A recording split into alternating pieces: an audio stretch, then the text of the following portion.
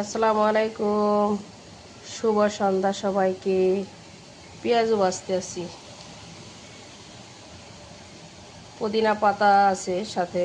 পুদিনা পাতা দিয়ে পেঁয়াজও ভাজা দারুণ মজা, আমার খুব পছন্দ।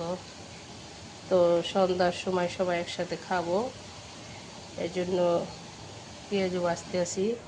এগুলি ভাজা শেষ, এই যে তুলছি, আর কিছু বাছতেছি, আর কিছু গোলা এখনও আছে, করব। তাই আমার মতো কে কে পেঁয়াজু ভাজা পছন্দ করেন কমেন্টে বলবেন।